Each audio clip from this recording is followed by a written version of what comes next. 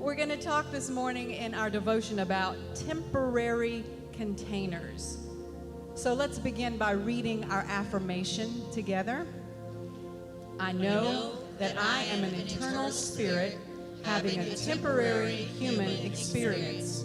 My body is not eternal and not who I am.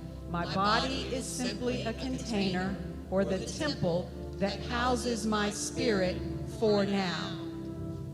So the body of the devotion goes into a comparison between water and spirit. And even biblically, water always represents spirit. And so sometimes we get fixated on the container rather than what's inside the container. And there are a lot of containers, like our affirmation said, our body, our temple is a temporary container for our spirit.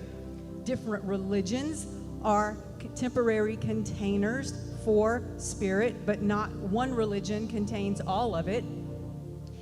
Many things are, I think it mentions in here that there are different, that water is one of the only elements, maybe the only element that can be in 3 different forms. It can be ice, it can be liquid, it can be gas, but all of it is water, all of it's spirit.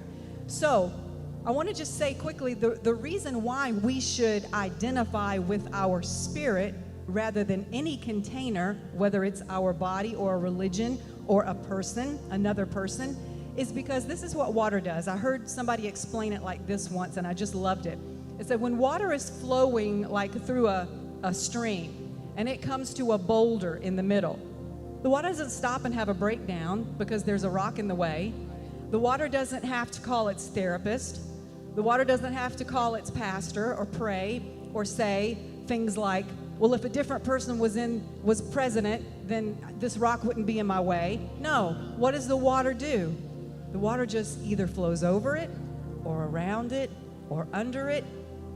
And even in time, the water will flow through it. If you leave water alone long enough, it will just, you know how the Grand Canyon was made? Water. So just keep flowing. The point is, if you identify with your spirit, which is inside, rather than any container, which are these external temporary things, houses for spirit, then you'll never have to have that problem. You'll just keep flowing no matter what you come across. You just keep right on flowing. So let's read our prayer together today.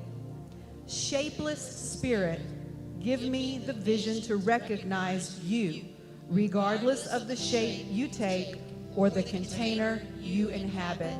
Amen.